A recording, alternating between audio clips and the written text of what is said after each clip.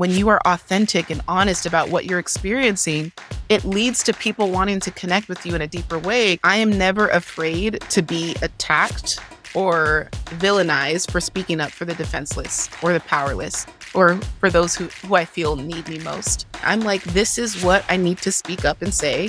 I don't care if it's unpopular. I don't care if I lose income, followers, brand deals. I get to keep myself. I get to keep my voice. I get to stay authentic. That's all that matters. I look in the mirror every day. I'm like, I love you. I love that person because I have not sold out for anyone. No one hangs anything over my head. I'm not controlled by money. I'm not controlled by connection. I show up as me and I say whatever I need to say that makes me feel aligned with who I am.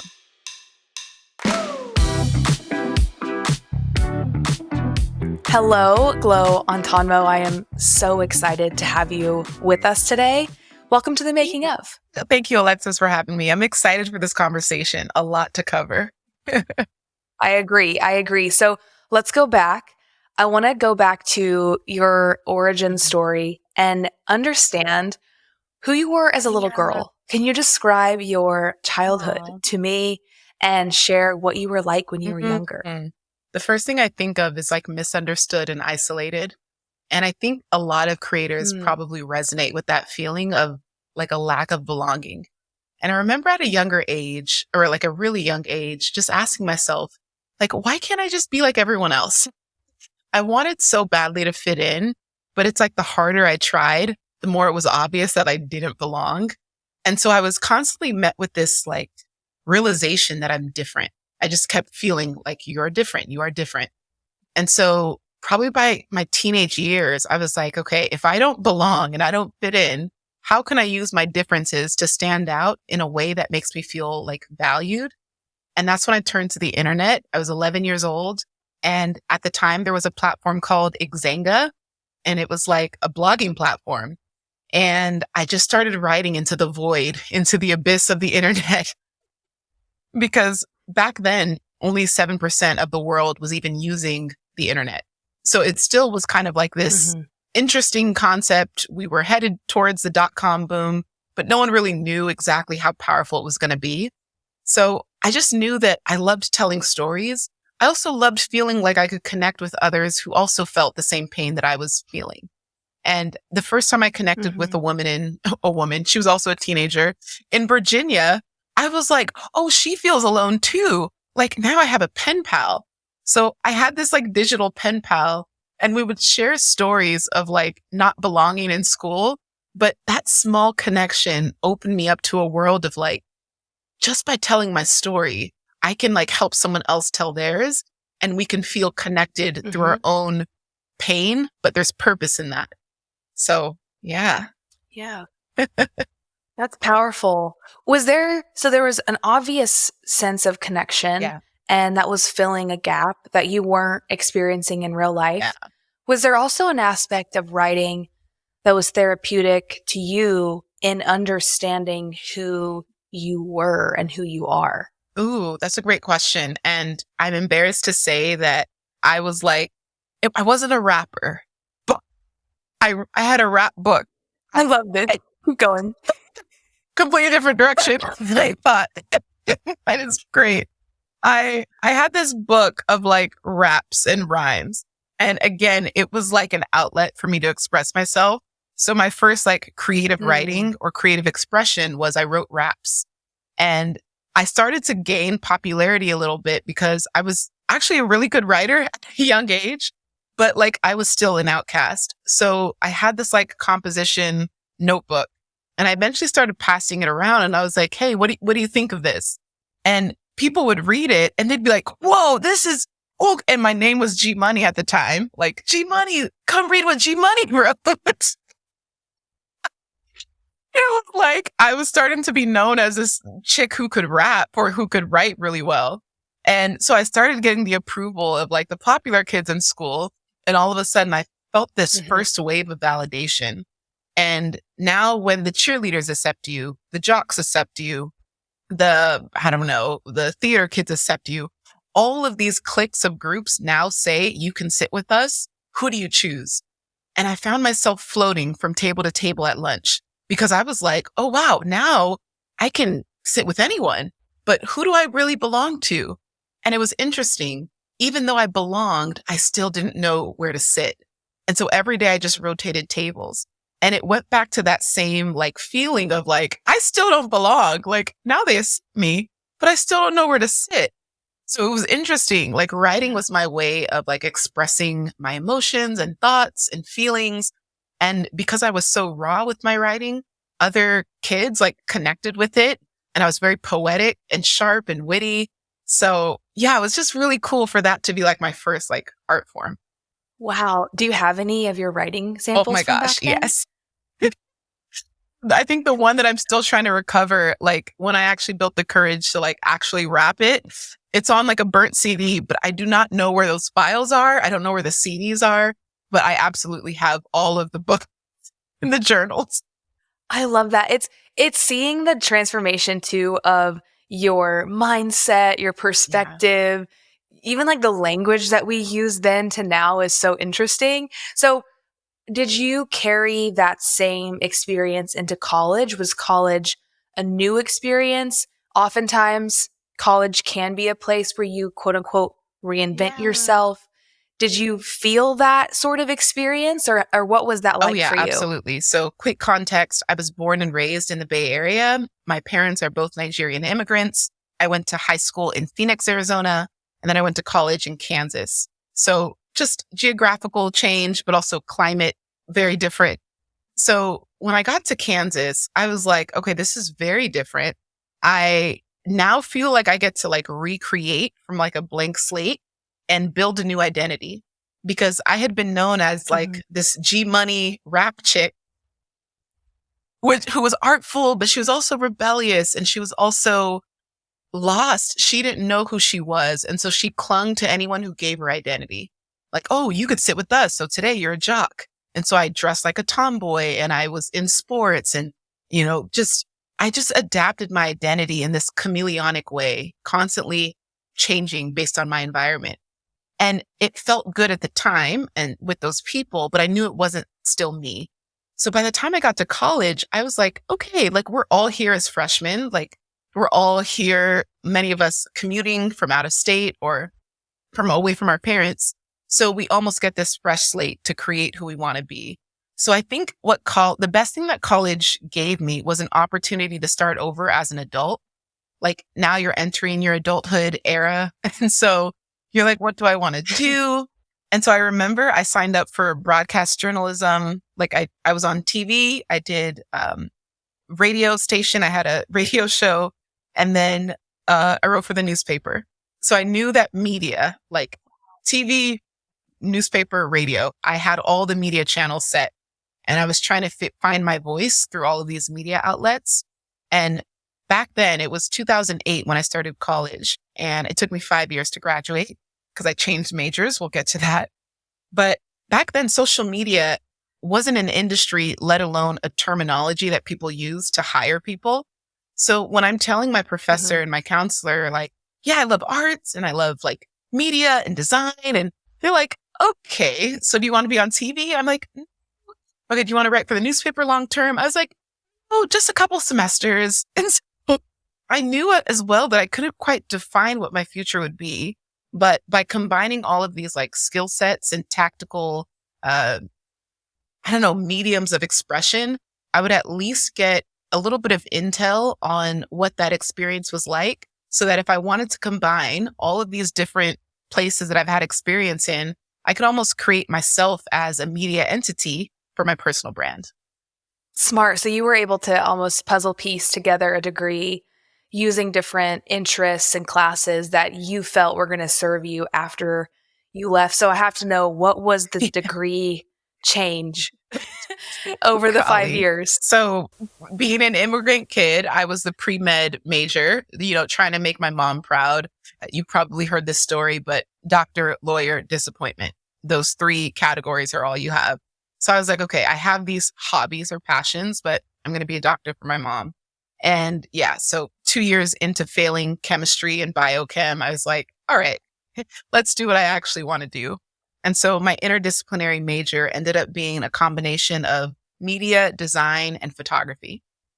Also, it is so interesting hearing you as a young girl into your teen, like adolescent years, then into college, because you didn't know it. And now I've known you for the last 5, 6 years, seeing the career you've built for yourself.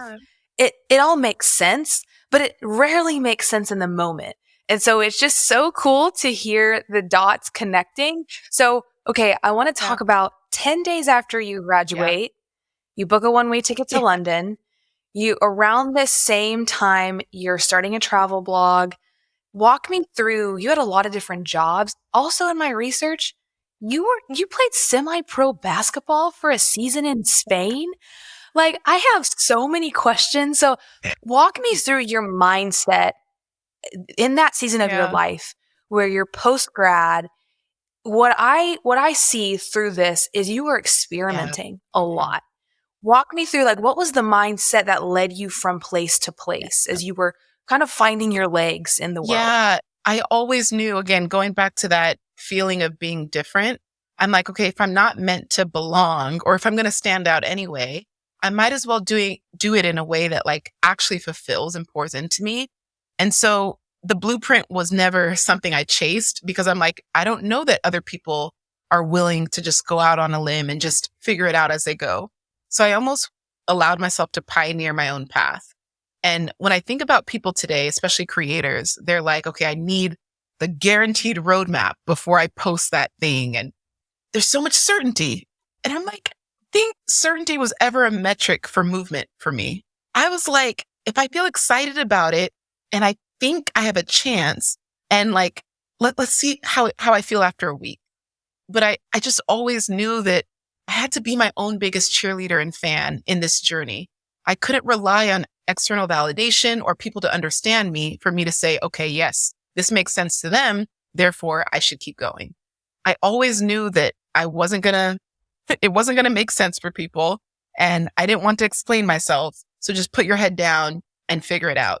And so these random odd things that would happen, like the semi-pro basketball, it just almost feels like there's that quote of preparation and luck, or opportunity comes from preparation and luck.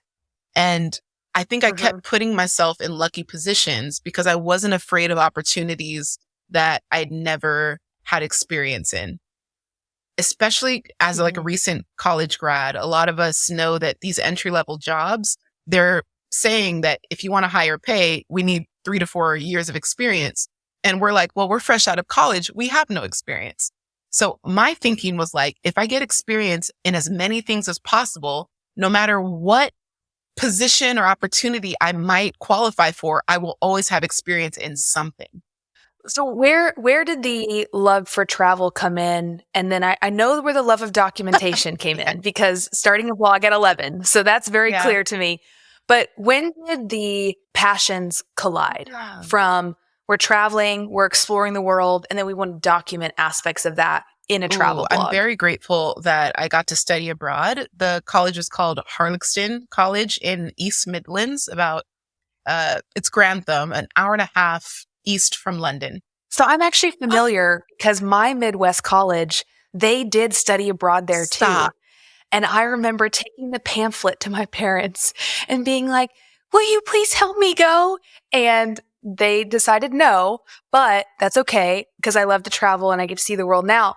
But when I saw that in my research, I was like, that is so crazy. And then you ended up working there, which was the same time period that if I would have went, I would have met you. That is, so it's random. wild because as a student and as a multimedia intern, like I'm still friends with those people a decade later. Like we are still, and they're still all traveling. Many of them are mothers and married. It's so beautiful. So I love that Midwest connection because Harlexton, they partnered with like a select Midwest universities, and it was amazing. So because I had that 5th year, and in those previous 4 years, I was a double collegiate athlete. So I played tennis and basketball. And that was a large part of how I was able to fund my college education, because I think the university was like $60K a year. It was expensive. So it was sports that allowed me to afford it. And so in that 5th year where I was out of sports eligibility, someone mentioned in like passing, like, oh, you should look at studying abroad. And at that time, my perception of like what was possible for me was what I was able to see for myself. And there was no TV shows, there was no movies about like Black people traveling for fun. I just didn't see it. I knew from my experience that Black people traveled for immigration or survival. And so I was like, vacation, like we might go to the beach, like maybe once in our life, we will hit Six Flags, but I didn't see international travel as something that Black people did for fun. And so I immediately wrote it off as like, oh, that's just not for us. Because, the Midwest, it's like, 3% Black, or at least the city I was in. So I just didn't see Black people traveling. So I was like, I don't think we do this. Like, I was so young. I was just like, no, I don't think that's for us. But I, allowed myself to go to the orientation anyway. And sure enough, there was no Black people in the marketing, the pamphlets, and it just confirmed. I was like, yeah, we don't do this. But I still, out of that like curiosity and like why notness that was always a part of my journey, I applied anyway. And so when I got accepted, it was like, I definitely saw it as like, this is the only time I will ever be on a plane to be in another country, make the most of it, do all that you can. Like, I literally applied for the ambassadorship, the resident assistant, and the blogger position. I got all three. She said overachiever. So, I love that. As a student, I was like so gung-ho to make the most of the experience. And so getting all of those positions, and I remember even the president at the time, he was like, he saw me as like I was a leader, but sometimes like I was up to no good. Like I would rally all the students, like walk to the pub at midnight. He was like, I see that all the students gravitate towards you. I see that you have, a lot of leadership qualities, but I also have to keep my eye on you. And he said it in a very jesting way. So I was like, I think he likes me. Trust me.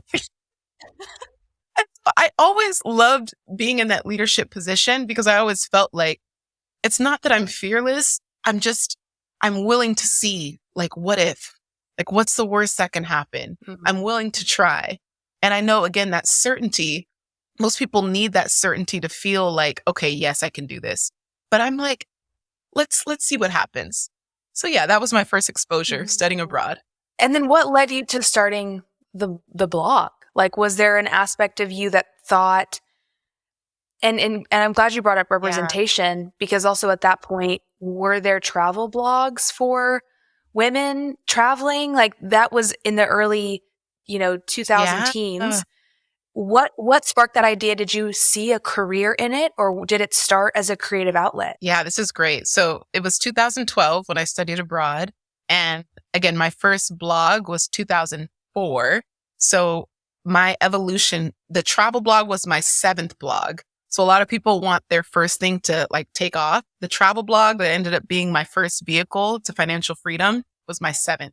So I had like a journal blog, I had a pop culture blog, a sports blog, an academic blog, a music blog, all of these random blogs. And so, of course, when I travel, I'm like, well, of course I'm going to start a travel blog. So I didn't think twice of it. It was just what I did. I documented my journeys. And now, like, we have Instagram where you don't need to start a blog to document a journey. You just keep posting whatever the new journey is. But back then, I always felt like I needed a new URL and a new platform. So with the travel journey, I'm like, okay, I'm going to share just what I experience, what I see, all the newness. And to this day, it's amazing. Like, I don't write in my travel blog anymore, but the most responded to like fan mail that I would get were from Black women in the US saying, I didn't know this was possible. Like, you're the reason I got my passport. You're the reason I took a trip to this place. So we go back to that initial thing of representation. I didn't see us doing it. So of course I was like, why? So I became the representation that I wish I saw in those pamphlets. That's beautiful. Yeah. And it also goes back to the beginning of this conversation around belonging. When you don't see representation, you don't feel like you belong there. And you gave people what belonging looks like. You belong everywhere you go. Yeah. And just showcasing that Ooh. is really beautiful. That's so meaningful to hear that you have been the catalyst for people getting their passports and seeing the world. And that's amazing. That's good. I want to highlight that phrase you just said. You belong everywhere you go. Oh, that's so good. Mm-hmm. One time I got an email where someone said they sold all their stuff and they're moving to Australia because of me. And I was like, I don't want that credit. I don't want that. I don't want the responsibility. I really hope you enjoy it. But I was like, wait, I'm literally like, people are changing the trajectory of their lives based off of like these blog posts that I'm sharing for fun. I didn't realize the weight of my influence until like people were changing their life, like path because of what I wrote. Yeah, you were showing people what was possible. Yeah. Speaking of, you wrote one of your many viral pieces in 2015 for Huffington Post titled, "Stop Asking Me How I Afford to Travel." The article was translated into 8 languages in 48 hours. This really, from my understanding, put you on a global map in terms of just the syndication from different news outlets. Yeah. Walk me through how this happened and then what this did for you and your blog after the release of this article. That's huge. I'm so glad you mentioned that. Great job on your research. I'm mortified by that article now. Like, growth is a real thing. Who I was back then was I was very sassy and I felt like I had something to prove. I kept getting I had worked so hard to get to a point where I could travel and like fund it on my own, even before the brand deals came. And so when I would get these emails or just these comments of like, oh, privileged, you don't even know what hard work looks like. You are traveling on daddy's credit cards. Like, this is like, show your sugar daddy. It was so demeaning. I was like, y'all have no, and so I also remember like people that I went to school with sending me these messages. Like, I know how poor you are. Like, I know your background. Like, this is what they're implying. So that like, how can someone like you afford to travel to places that someone like me can't? And it was it was so cutting. You could hear the envy and the bitterness in how they asked.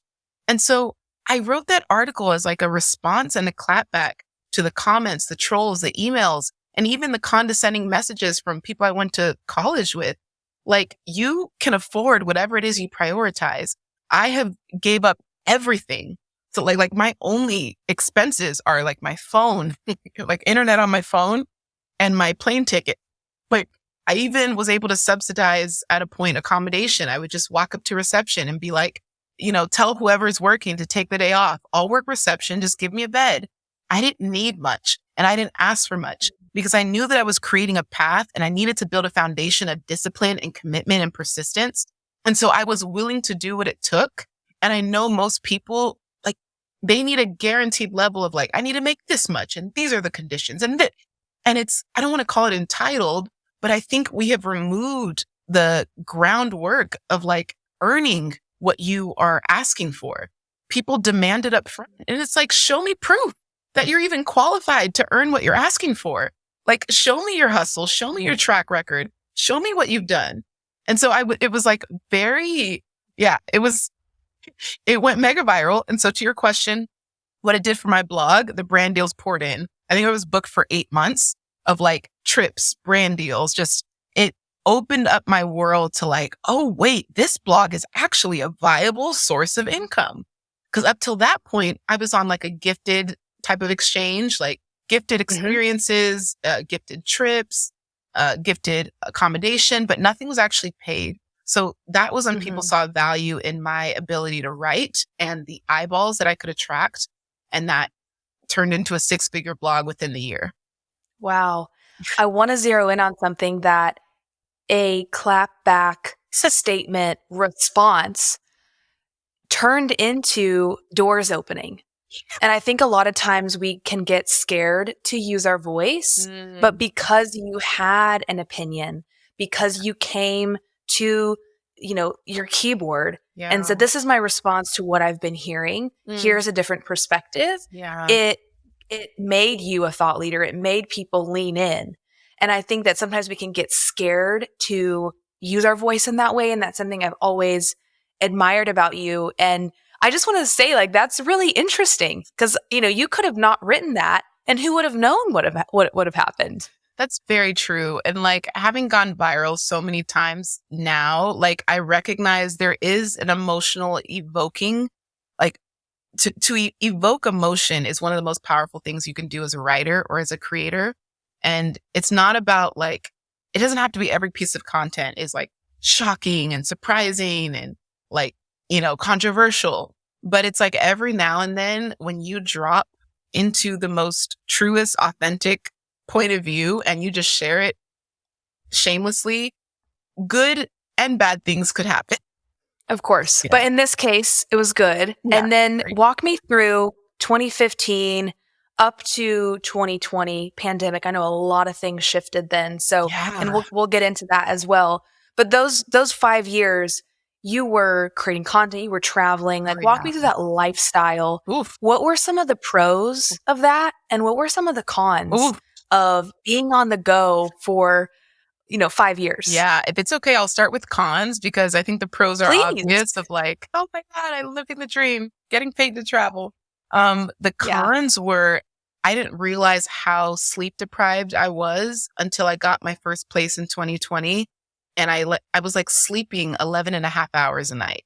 Like that's not normal. That's a newborn baby. Like my, my body was so exhausted. It wasn't until I had like my first stable place that I was fully able to lean into rest. And prior to getting that place, I had an emergency ovarian cystectomy again. And I think I triggered that health issue on myself because I was so on the go and like wasn't prioritizing my health. And so I grew this 28 centimeter cyst that was pushing my organs out of place. It was so traumatic, just even the experience getting it done in Malta. And they were great. But one of the first things that the surgeon said before they go under is like, what's your insurance like if we have to ship your body back to the US? Because we have never operated on a cyst this large. So you might not make it, but we're going to do our best. And I'm getting anesthesia. Like, I'm just like, how did I get here? And it was the most sobering experience. Like it humbled me so much because I'm like, I've been doing all of this for me, traveling, twirling in dresses on hills in Switzerland. Like, what was the point of all of that if like I'm going to end like this? And so it was like, oof, it was so sobering. And then the third part was probably like the lack of in-person community and deepening of friendships. I knew that a lot of my friends from just like my past were, making really big life decisions, moving to different states and, getting like really incredible jobs and careers and starting motherhood or expanding their families. And so I was missing a lot of baby showers, a lot of weddings. And I took no offense, but like eventually not coming to those weddings and baby showers had those people like start to like not talk to me anymore. And I could only in hindsight can I see how much it meant to them for me to be there. So missing all of those monumental things in your friends' lives, like that mattered. And it made a big difference in my lack of community, my lack of friendships at some point. So those were all the cons that I had no idea. There was no way I could have prepared for it, but I learned it after the fact. Now, the pros from 2015 to 2020, I didn't have an income goal. I was like, just the fact that someone could have said, I'll pay you $20 to come to the French Riviera. I'd have been like, keep the 20. I'll just like treat me for dinner. Like I was in such abundance. There was no dollar amount that could have quantified the joy and the freedom and the peace and the fulfill. I was like, I've made it. There's nothing. I lack nothing. Like this is all that I want to do for as long as possible. I can't count the amount of moments where I just cried out of happiness of like, this is my life. Oh my God. I mean, what? And I'm meeting all of these incredible people. And one thing I loved about, there was a platform called meetup.com. They would host like walking tours or just like meetups from people from around the world. So one day we could all meet at a pub and it's like 30 people from 30 countries. And we're discussing immigrant backgrounds and politics and jokes. And I'm like, is this how this isn't even, you can't find this on a television show. Like, but this is my real life. So it was so many moments like that. And then not having an income goal meant that like I was making way more than I anticipated. And I think at the height of my travel blog, I was bringing in $500,000 a year. And this is still like, it all happened so fast. And it was all so like, if I had to reverse engineer it, I would say the greatest thing I did is put myself out there with my story. I was willing to write narratives that maybe sounded taboo. When I talked about being spit at in the Czech Republic because I'm a Black woman traveling solo and I'm perceived to be a sex worker, that is not a fun story to tell. But again, when you are authentic and honest about what you're experiencing, it leads to people wanting to connect with you in a deeper way because they're like, this woman has stories. Like, if this is what she experienced here and she's going through Slovakia and Poland and all of these just places that Black people don't travel, we want to hear more of these stories because it gives us more honest perspective as to like how Black people are perceived. And then I would say the third thing that was like a really nice pro is that I started hosting retreats, boot camps, summits, bringing all of these women from around the world together and just, these luxury experiences. And my favorite thing was like a lot of the women that came, they were mothers, they were overworked corporate employees.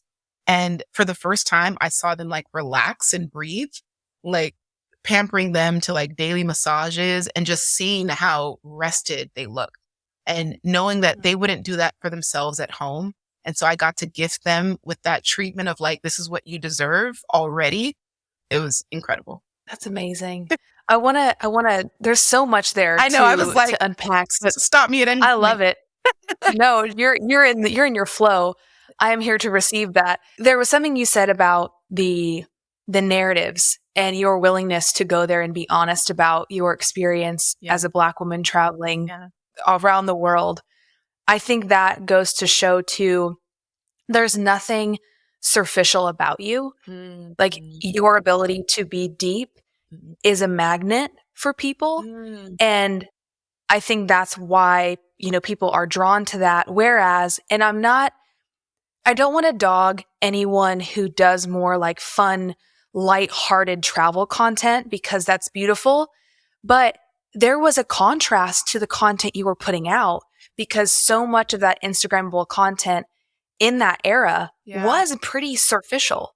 So there was that like you being willing to tell the story, go against the grain, leverage the fact that you have a different perspective, different narrative, and have the capacity and the willingness to want to do that. I want to talk about the emotional weight that creating content like you do takes on you. Is this pre-2020 or post-2020? Let's talk pre-2020 and then I have some questions post-2020. Okay. So let's talk about them in two separate chapters if you're okay with that. Yeah, that's perfect because it's like different weight, You can go to the gym and you can curl the dumbbells. You're like, okay, this isn't that bad. But after maybe 200 reps, you're like, okay, I'm ready to put these down. So I feel like it was lighter weight talking about my experiences as a Black woman traveling because I also knew that the positive was that I was validating other Black women who have the same experiences, but were ashamed and isolated in how they were trying to share it. And I remember one specific instance where Prague was, a little rough. And another woman said, Glo, you don't know how badly I needed to read this. Like, I feel for you and your experience, and I'm sad you went through it.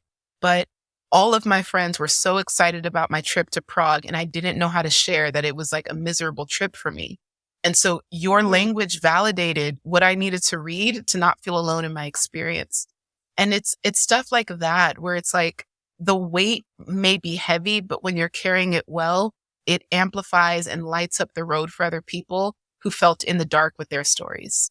That's beautiful. Yeah. It's again, representation in the good and the bad. Yeah. So let's talk about post 2020. So as I mentioned, I've been following your journey since about 2018. Wow. And something I've always admired about you is your willingness to educate, your willingness to connect, and your willingness to share your perspective on important current events.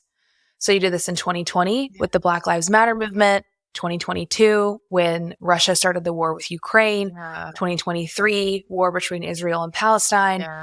Like you, and even the way that you pull in pop culture as well as a way to teach. So again, like what has that experience been like for you as the creator, as you put out the content, as you navigate the response? Yeah.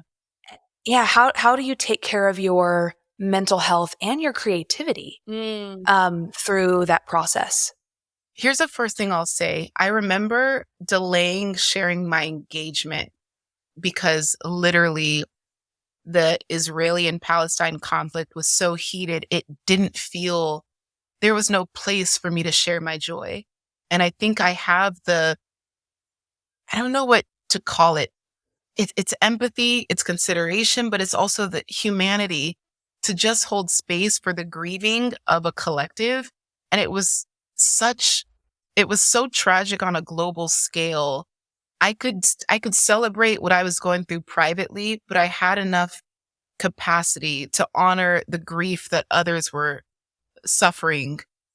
That was just, it was so much louder and more present. And I don't see that as like, oh my gosh, I have to wait 2 weeks to share my engagement. Like I want to share it. I'm like, man, the human experience is so complex to compartmentalize personal joy and public tragedy. And I knew that privately I could celebrate and FaceTime with friends and family that this thing happened. But publicly, there wasn't space. I didn't need to share my engagement yet. And so I showed up and I shared and talked about the Palestinian struggle. And having been to both Israel and Palestine, I could speak from a perspective of like, I am not trying to isolate or make either person from either country or nation feel bad about themselves. I am bringing light to people who right now need me. And I always want to feel like I am amplifying the voice of those that are struggling the loudest. And it's not about struggle Olympics. Like we're not competing for who has the greatest struggle in the world. You almost feel like in school, when you see the bully picking on someone who is defenseless, it's not even that you are wanting to make it known that like, I am here to only, I'm mindful with my language as well, because I also know how it's a sensitive topic, and I'm always mindful of it's hard. It's hard. And I think as I'm talking through this, here's what I will say. I am never afraid to be attacked or villainized for speaking up for the defenseless or the powerless or for those who I feel need me most. So in this situation, the context was the bullied became the bully. And I was like, we are not going to let history repeat itself for another nation. And in that moment, there was no validating or justifying. I'm like, this is what I need to speak up and say. I don't care if it's unpopular. I don't care if I lose income, followers, brand deals. I get to keep myself. I get to keep my voice. I get to stay authentic. That's all that matters. I look in the mirror every day. I'm like, I love you. I love that person, because I have not sold out for anyone. No one hangs anything over my head. I'm not controlled by money. I'm not controlled by connection. I show up as me and I say whatever I need to say that makes me feel aligned with who I am. That's powerful. And that's freedom. Yeah. That's like, that's an immense amount of freedom that you feel. And how do you protect your peace or your own mental headspace? Because when you're sharing these things, and I know you mentioned, hate in the comments and people disagreeing, and that's very much a part of a lot of content right now, but I know that's something that you also experience. Oh, yeah. And I'm sure you have hard days. Yeah. And I'm sure that even on your strongest, like, I don't care Oh, days, yeah. there are still aspects of that you are human. Oh, yeah. How do you protect yourself, or I don't know if manage is the right word, but Mm, show yourself care and give yourself space after you research and you post something, yeah. and maybe, yeah, what does that process look like for you? Yeah, it's huge. And I would say, just for context, at my worst, I received an email saying that someone was paid $30,000 to quote unquote blow my head off. So that was how bad the hate got. Exactly. So this is like what I'm dealing with. And this is like some of the viciousness that's out there. So, of course, getting the FBI involved and trying to manage my anxiety around the day to day of like, does this person know where I live? Does this person, are they actually like, is there a sniper outside of my building? You don't know how serious things are and how crazy people are in the general public. So, first thing, managing my mental health and my peace. And this is not, for everyone, but I'm a believer and I cannot start my day without reading the Bible and spending time with God. I am so protected. I feel this like shield around me that as long as I am connected to God, I am so loved and I'm protected. I'm safe. Everything's going to be okay. And so when I have that like invisible armor on starting the day, I feel a little bit more peaceful in managing whatever comes my way. Another like practice, obviously journaling, meditation, solitude is really healthy.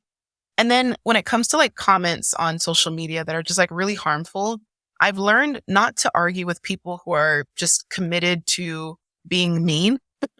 Like I could be, oh no, okay, that's fine. You're allowed to say that. Okay, I respect that. And they're still attacking back. There is no, there's no point. And so what I Mhm. started to do is I kind of give people like two strikes.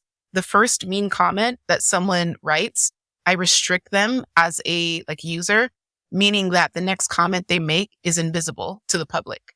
They see it, but it's invisible to everyone else. So again, Oh, they can interesting. be mean and crazy, but it's like no one is seeing it, but it gives them the ability to air out themselves. And then Yeah. by the second strike, I remove them as a follower. And the third strike, I just block them. Because if I remove them, sometimes they'll refollow me. So I'm like, no, I really don't want you here. Well, you have a process down. I have to acknowledge, I'm so sorry that you got that email and had to get Yeah. law enforcement and the FBI involved. That's just awful and nothing that anyone should ever experience. So I No. can't not acknowledge that happened to you. Yeah. That's terrible. And I'm glad that you've been able to protect your peace and your privacy through that experience. Yeah. Thank you. And I only say it not to scare anyone, but just that's the reality of like speaking your mind. And so it does come Hmm. with like very real potential threats. So I knew that while freedom is like my North Star and my compass, like that I need to feel free within myself and my voice to say what aligns. I also need to be mindful of like the very real threats that are out there in the world. I want to shift into your artistic brain for a little bit, if that's okay. I want to get into creator glow graphics. What I want to know, what does creating a piece of content look like for you? And I know that we've talked about using your voice and some of the more I'm sure there's research involved. Mhm. I'm sure you're like there's multiple phases of maybe storyboarding. So I'm curious, like, what does creating a piece of content look like for you? And do you know which ones you think will go viral? Or what's your thought process when you're creating? So let's start with the first step, Yeah. an idea of something to say, and then you go Yeah. from there. Yeah. So my WhatsApp text thread, that's like, it's not a system, but if there is ever an inkling of an idea that could be content or something that I think, I'm like, okay, that's a quote, that's for threads. Everything gets downloaded in a text to myself. And so I just like literally word vomit probably up to 10 content pieces per day. And I just text to myself. And the sole goal is to get it out of my brain because I have suffered through the seasons of like, oh, I'm going to think of that later. I'll wait till my camera's out and I'll record that. And you forget it. and you hate yourself.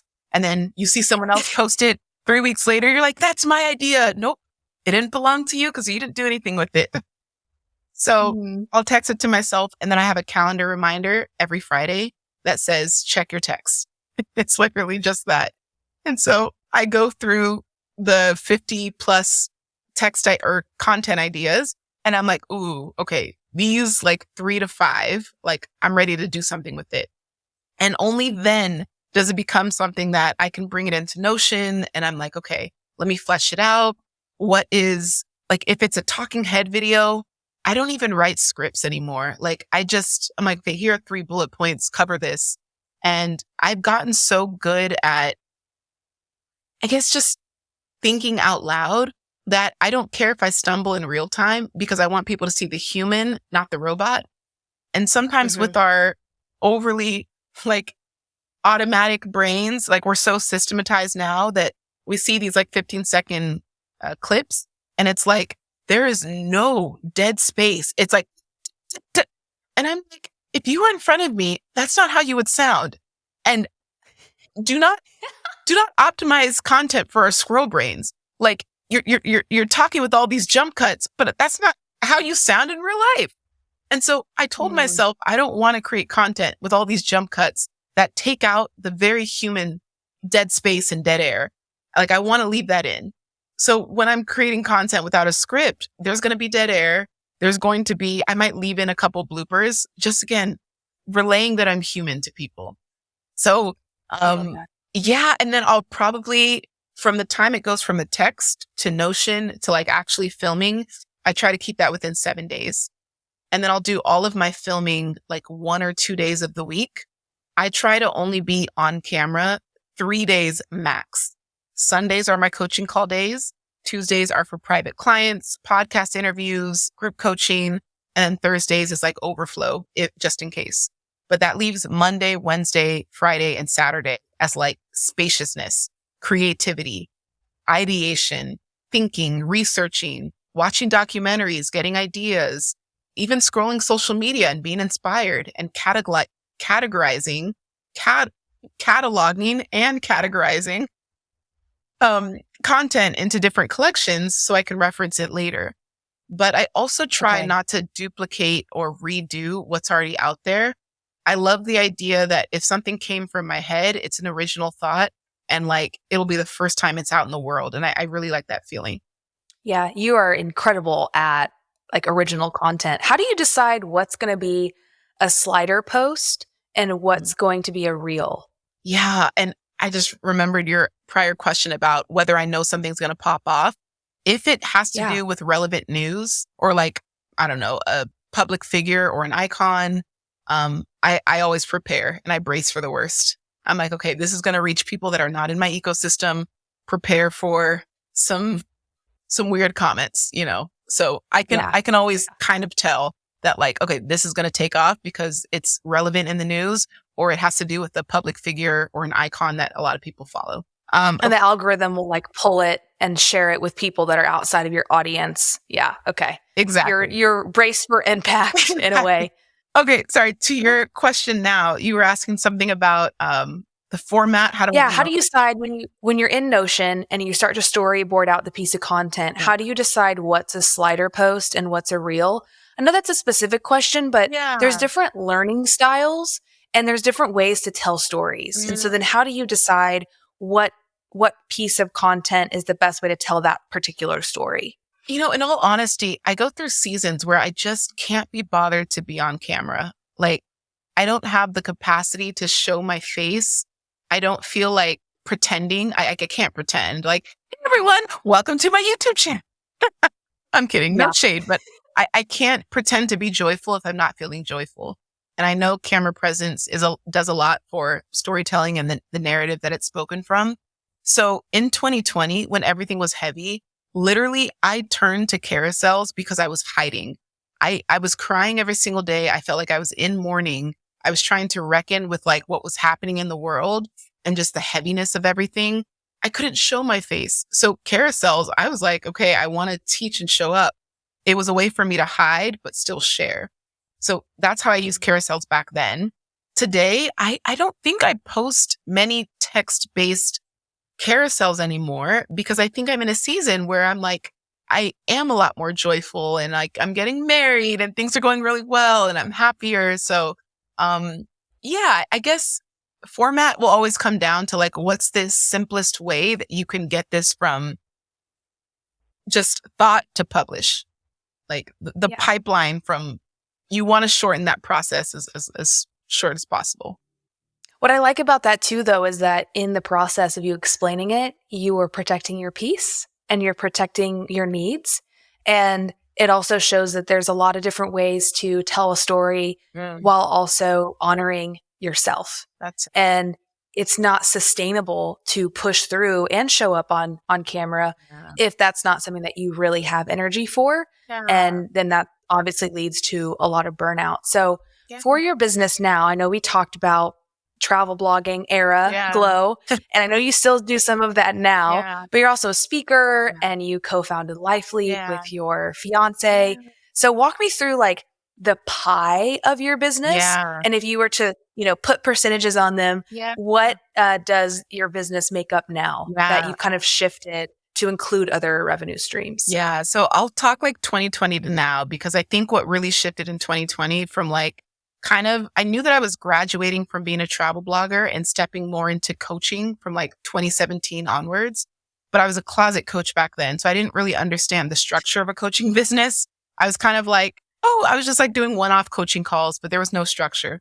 But 2020, the biggest piece of my income actually came from digital products. I made over 600K just from, I think my digital product range was the cheapest was $10 and the most expensive was $197. So along with the boom in exposure, I was also getting just like a rapid surge of downloads and purchases from these digital products. So my digital product strategy, I always wanted it to stay somewhere from like 20 to 30% is healthy. But 2020, it was like well over 50% of my income. Now it stays about 20 to 30%. And how I keep that fresh is I try to release a new ebook every year. And that allows for me to package a story in a different way, but also tell a new and relevant story to my life. So when I released Love at Next Swipe, after I got in a relationship and I had done so much deep work for the past 2 years, I was like, okay, like I didn't, it was never an idea, but when I shared the relationship, it was meant to be a one-off thing. And when all these people kept asking, like, teach us more, what apps, what did you do? I'm like, okay, let me, I'll take a couple weeks and I'll write this ebook. It was a 6-figure product that month. So again, wow, $27 ebook. But because the storytelling, the generosity and how I was teaching on Instagram, it made people share. And it was done in a way that like, it wasn't so forced or salesy. It was like, if you want more, here's a guide, but I'm just going to keep sharing stories for free. So 20 to 30% digital products. Mastermind makes up another 20%. So each year I'll host a mastermind and it'll always be, again, specific to the journey I'm on. I've done masterminds where it's about how to show up as an educator on Instagram, masterminds on how to go from 6 to 7 figures as a personal brand, mastermind on how to be a speaker, a 5-figure speaker. So very specific mastermind. So that's another one. The Life Leap and I'll say / the Social Educators Academy, because those were probably the 2 biggest like programs that I did. The Social Educators Academy, I launched that in 2022 and that brought in 400K for the year. So I think that percentage, my percentages are off, but that was my largest launch at the time. I had never done a course program that brought in that much in a single year. And mind you, I was a solopreneur business. So it was just me. I hired guest speakers and I did a graduation party. So those were my biggest overhead. So that was really nice. And then, now you have the Life Leap, which is kind of like an all-inclusive coaching curriculum community platform on Circle, which has been really fun to run that for the past year. And the speaking engagements. So I do on a good month, 3 speaking engagements per month. And then on a slow month, 1. And those are probably 20, 25% of my income. Anything else that's miscellaneous, licensing and brand deals, are very sporadic. Maybe quarterly, I'll say yes to a brand deal. I started to recognize that because I had done so many brand deals as a travel blogger, and I also know the shift in the industry with influencer marketing and the rise in, um, just the rise, I'll say the shift in what influencing looks like now. I am very Yeah. mindful for my page not to become virtual real estate to lease out to the greatest buyer. So I love to maintain ownership in how I do things. So what would happen is it'll start as like a brand deal, but then in the end, they end up hiring me as like an in-house consultant. And so I'm like actually like coaching their execs or like working with creative ideation for their marketing department. So those are more like consulting jobs. So yeah. That's amazing. I mean, it's interesting too to see the shift as well from all of it being brand deals and partnerships to now you have, I mean, I think I counted like 6 or 7 different revenue streams now. How does that like feed into your level of security and sustainability as a creator that you've turned your creativity into a career, which I know is oftentimes a difficult shift from, okay, we're a creator, we're making our first 6 figures, but there's not necessarily a long-term career path, which you have now built for yourself. So walk me through like that mentality of okay, I'm a creator, but this is my career, not just like this is this month's launch, which oftentimes we can kind of get in that mindset cycle. Oh my goodness. I learned the hard way and I actually blogged about it as well. 2 things. One, there was a brand I was in like, I'll give it away. I was in Montenegro because I was like, they're going to find the blog post that I talked about it, but screw it. I was in Montenegro and there was a brand that was supposed to fly me to Asia, to Thailand at the time for a job. And what they were going to pay me was going to last me. This was 2016. So about 3 months worth of living expenses. So I was like, great. And then a day before my flight, they just like dropped everything. They're like, hey, sorry, things have changed. We can't. And there was like no explanation, no form of like, oh, okay, but here's what we can do instead. It was just kind of like, sorry. And I remember that feeling of like, man, I don't want to feel this again. Putting all my trust, all my eggs in one basket. I felt so alone, isolated, betrayed, but also unsure of like, dang, like I was banking on this. So how do I make sure I never get to a place where I'm relying on one thing ever again? And I think it was from that experience that I was like, okay, what does diversification look like? And how could I start planting seeds now that might not be profitable for like a year? My first retreat that I hosted was negative $4,000. There was no profit. If you tell that to someone, they're like, oh, I'm never doing retreats. I was like, no, I put that retreat on willing to spend whatever it took to have my first ambassadors and group of like very satisfied customers. I didn't budget for how much champagne they were going to drink. I said, drink as much as you like.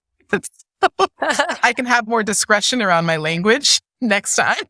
That's okay. No, it's great. This is what this is all about. So I absolutely was like, I was always willing because if there's like, you have one bad launch or one bad month, I never look at that as like, that's how it's going to be forever. I'm always like, oh, feedback. Okay, interesting. What can I learn? What can I change? So, back to the point of like brands and sponsorships. There was also another case where, there was another brand and I was working with them. I was, again, way overbooked. I was in that season where everyone wanted a piece of me. So I was like, yes, yes, yes, yes, yes. Definitely underestimated my time. And so I'm coming off of I'm shooting a campaign or commercial in Portugal and I have to fly to Finland and then Hawaii in the next like 4 days for 2 other brand deals.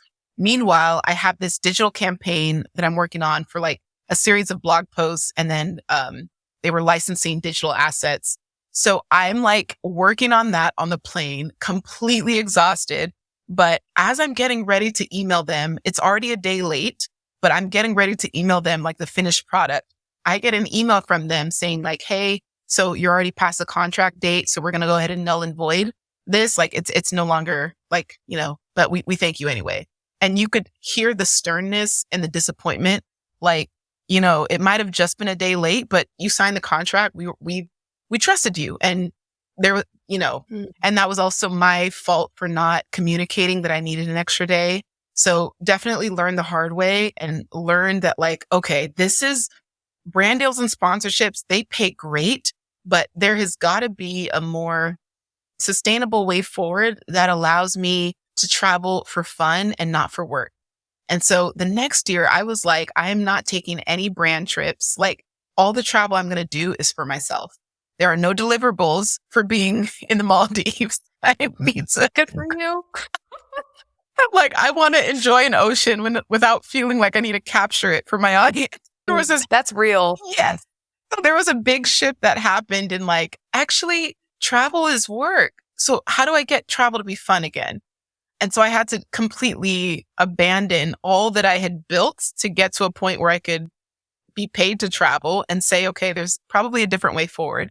And there's all of these people after me that are like, wait, I want to get paid to travel. I have the energy.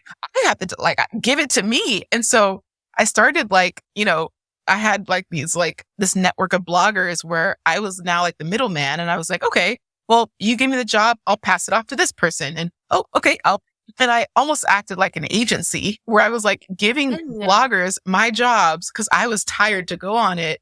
So yeah, there was so Wait, were you taking a cut? Oh yeah, of course. A little bit. Okay. To be honest, like the first few, no, because I was just happy to give people opportunity. And these were also some of my like past blogging students. I had a blogging course at the time. So it was also a great way for me to invest back in the people that invested into me. So it wasn't about the money I could make from being the middleman. I was just like, this is so cool. Like I have the power to get people their first sponsored trip. I'm going to, yeah, heck yeah. So.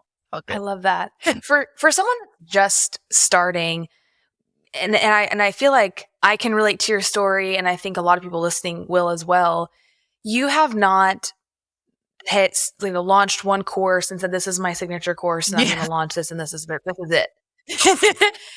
You have created so many amazing products and ebooks and lots of different pivots and added a lot of value in a lot of different niches of your life that people have leaned in and said yes to. So obviously there's a market for it. There's an audience that wants it. But I'm curious, like, and again, going back to one of your core values of freedom. Sure. As a creator, a lot of times we think back to certainty too, to our conversation. I'm going to launch this one thing. This is going to be my thing and I can't do anything else.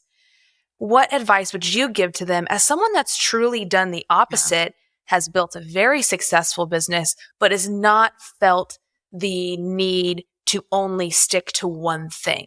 Yeah, I will say it's both a blessing and a curse because there is a lot of freedom. There is a lot of flexibility in all of that. And I will say like a lot of entrepreneurs do admire me for like being able to do kind of what I want in any given season.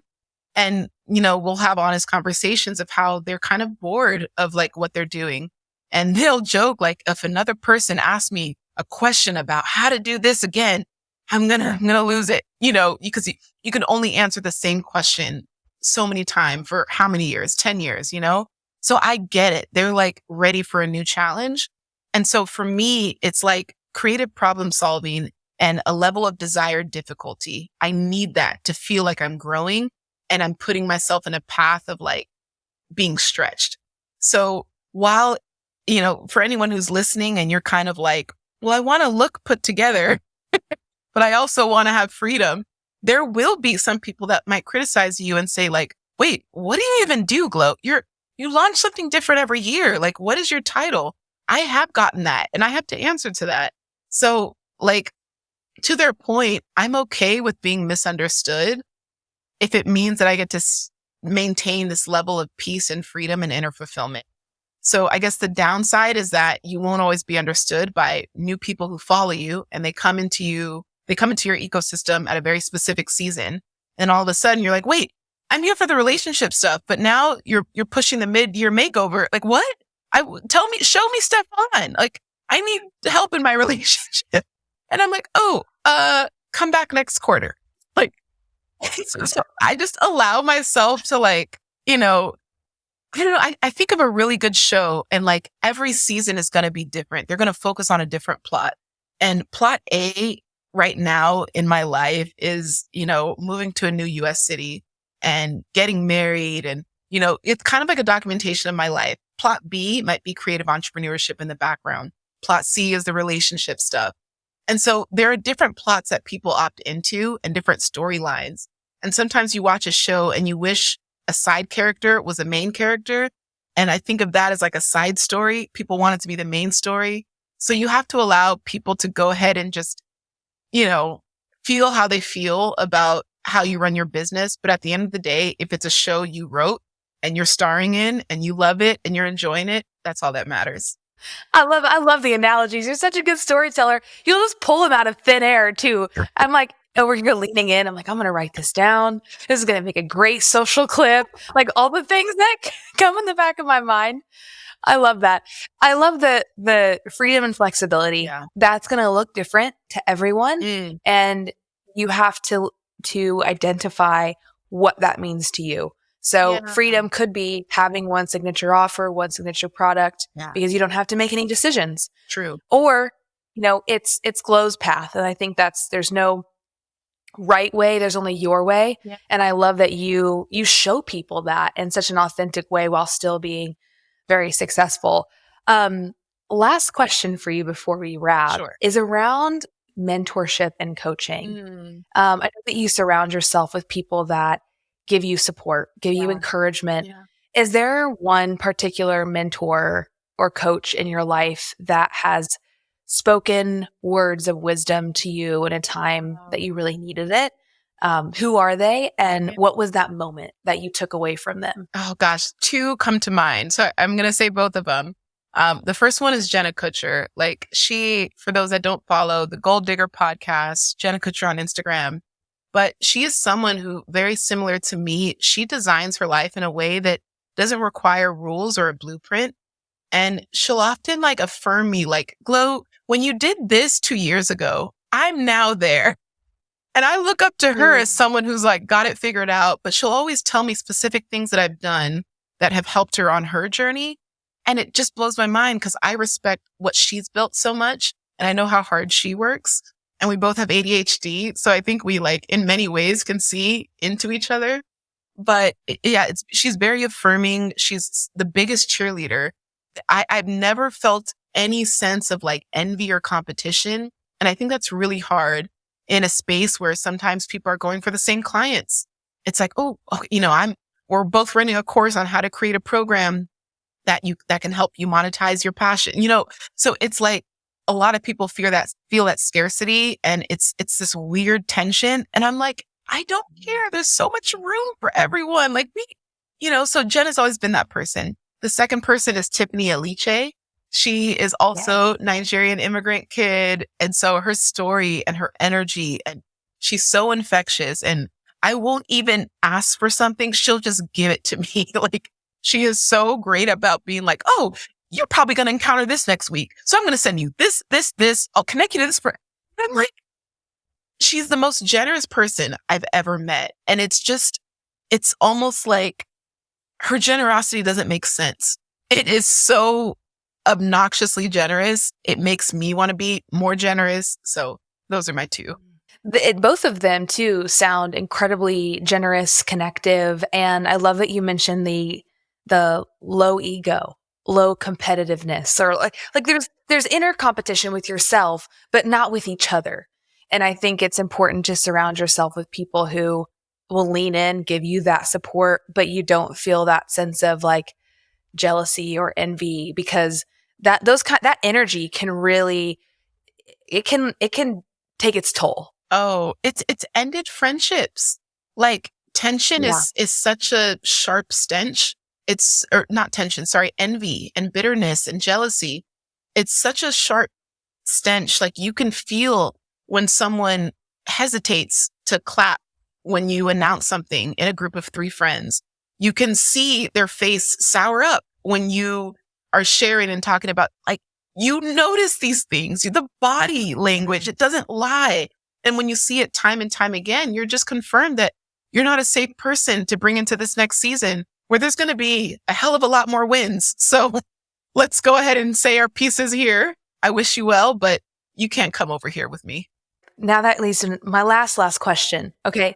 For anyone that is getting momentum in their career and they are experiencing different relationships change and they need to put boundaries in place, they need to protect their energy, their creativity, what advice would you give to them?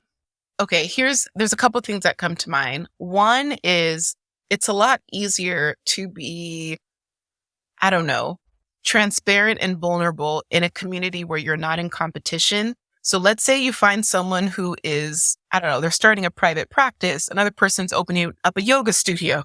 Another person is, hosting their first retreat and you're starting a course. You all are in very different seasons, but you're all trying to do something very new and brave.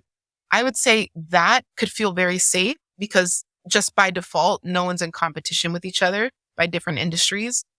And then the second is figure out a way to host in-person space for people to like come together and actually be vulnerable about like, here's where I'm at in life.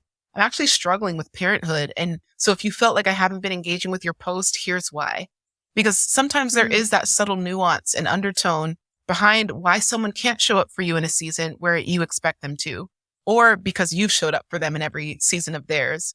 So when you just take away the screens and you bring yourself in person with people again, you recognize that we're all just trying to figure it out. And you also recognize that we all have shadow sides. So if that shadow comes up and we can talk through it and we can recognize it, then there's some healing there and maybe we can advance the relationship. Yeah. Well, I can't wait till the next time we get to share fish tacos. Do you remember that? Taking it back. Oh my gosh, yes. In Boston. That's amazing. Speaking of in person, I cannot wait for the next time we get to be in person together, give you the biggest hug. Thank you so much for this conversation. You truly are such a magnet and have the most infectious energy. It's always an honor to get to hold this space with you, learn from you. And thank you so much for being here. I really appreciate it. Thanks for having me. It's a pleasure, Alexis. Anything for you. You know that. Thank you. Can you share where people can follow you, what you're up to, stay involved, buy your next, niche course? I'm in, I'm in. I'm locked in and engaged. Yeah, so my program is thelifeleap.com. That's with my fiance. We run 2 cohorts a year. And then you can follow me on Instagram at Glo Graphics, GLO Graphics. Amazing. Yeah. Thank you so much, Glo. Pleasure. Hey there, it's your host, Alexis Teichmiller, and wow, was that episode incredible or what? Truly such a beautiful and transparent conversation with Glo. So if you've made it this far in the show, I have a special surprise for you. But before I share that, I also want this to be your friendly reminder to leave a comment or review of the show so far. You can comment down below on YouTube, or you can leave us a review on any podcast player that you're listening to. We'd love to hear what you think of the show. We've interviewed a real person from Glo's community, Amy Palmer, the podcast host of Blueprint Breakers, and she's a digital creator serving midlife women and beyond who are living a life outside of the typical traditional societal norm. Amy shares how working with Glo helped her reconnect with her creativity and overcome self-doubt in order to trust herself and grow her business. This is an inspiring story about how having someone believe in you can really shift your future and your thoughts about yourself. With that, let's hear from Amy. Hello, Amy, and welcome to the making of Glo Atanmo. I am so excited to be with you here today. Thank you, Alexis. I'm happy to be here. Okay, so Amy, start out. Tell us where you are and what you do and when you first discovered Glo. Okay. Well, I'm actually nomadic. So right at this moment, I'm in upstate New York, but I travel around the country and been doing it for 2 years, partly inspired by Glo. She's had a similar journey. And I first came across Glo through another coaching program that I was in. So I was in a coaching program where they had sort of a team of special guest coaches that would be featured every month. And this was during, pandemic, maybe end of 2020, early 2021. And Glo was one of the guest coaches that would come. And I just connected with her so much because every single month she just over delivered, and the way that she just, she addressed the inside, the mindset, the heart, but then she always gave us like very tactical things to do too. It wasn't all just the inner work. So I connected with her right away from then on and have been a huge fan ever since. Yeah, I in my own experiences with her, she always does over deliver. Yes. And I love that you brought up the bridge between the inner work and then doing the work in your business as well. Exactly. So after that experience with her through the other group coaching program, did you then begin working with her, and in what capacity, and how did that kind of impact your life moving forward? Yes. Well, ever since then, I've explored almost every possible way that you possibly could work with Glo. I did her Bali boot camp last year, which was it was life-changing on so many different levels. And then from there, I became a private coaching client, had one-on-one coaching with her. I signed up for her content creation course, which was a group course. I've done master classes with her. So a little bit of everything. And I think your question was, which was most transformational or all of it, like out of those experiences, what were you able to apply to your own life that really shifted things for you? Right. Well, I think what Glo did for me was she really unlocked sort of a creative streak. Like she helped me get back in touch with my creative side and how do I express myself and how do I use my different ways of getting my message out there. Between the Bali, the business boot camp that we had in Bali and the one-on-one coaching, she really helped me hone my message. I had a very strong mission from the get-go. I have a podcast where I serve midlife women and beyond, particularly those living outside the traditional norm. And so that was my mission, but I wasn't really clear on how to message it and how to get it out there. And she really, really helped me do that. And helped me to tap into how to be creative online. And I found that by watching what she does, sort of as a role model, I saw who she attracts and how she attracts. Like she attracts such good, smart, loving, fabulous people because of how she puts herself out there. And if I can just get an ounce of that, for myself and tap into my own authenticity, my own creativity, and share it with the world to draw in, my community, that's a blessing, beyond, right? Right. It's invaluable. It's hard to even put a price on it. So if you were to kind of section out the metrics of, okay, how did working with her grow your business, and then the meaning. So, what meaning do you now have clarity on for your mission? What would those two things be? Right. Well, from the metrics standpoint, it came down to just how much I accomplished in a short amount of time since working with her. I rebranded and relaunched my podcast with a global launch party that, featured some amazing women from around the world. So it was rebranded to Blueprint Breakers. And so that happened like very quickly after I started working with Glo. I launched my first ebook, which was like giving birth to a child, but it happened really, really quickly. And it was something I had a block in beforehand. But she really, really helped me through that entire process. And then, earlier this year, I launched my first group coaching program with women. It's from Stuck to Stellar. And again, that was with Glo's support and belief. And obviously the tactical how-tos, how to do it, how to market it, how to talk about it.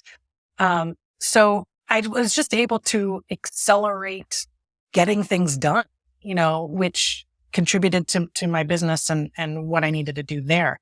And then the inner work, I think it's about, the mindset and the belief, even in moments when I might have been doubting myself or might have been having a little bit of imposter syndrome or whatever might come up. Even just for a moment, if I could remind myself that Glo believes in me, that kind of gets you over the hump. And then as I've gotten to know her community, I've created great ties with other women in our content creation class. And it's the same thing. Like we've developed this huge support network amongst us, and it sort of gets us through those times where we might be, unsure or second guessing ourselves. So it's been amazing. It's beautiful to hear the acceleration process of when you have the right person in your corner who's believing in you, giving you access to knowledge and strategy, but also just the energy. Like I know we talked about this as the magnetic energy that she has passed into you. You were able to launch things quicker and kind of overcome some of those roadblocks that oftentimes creators feel. They're like, well, I kind of want to keep tinkering, or I know I'm going to wait 6 months. And that like speed in which you were able to make those decisions is really incredible. And the community piece, like she's a leader and who she brings together, and you being able to be a part of that community is really beautiful. If you could say one thing to her and how she's impacted your life, what would it be? Well, I would tell Glo that she is such an amazing light for this world. And I would thank her from the bottom of my heart for just shining her light in my direction and helping me to tap into a creative side that I knew was there. And I would, thank her for just always being so open and generous with her heart, with her wisdom and her knowledge. Words can't even express how deeply, deeply grateful I am to Glo for all of that. Thank you so much, Amy.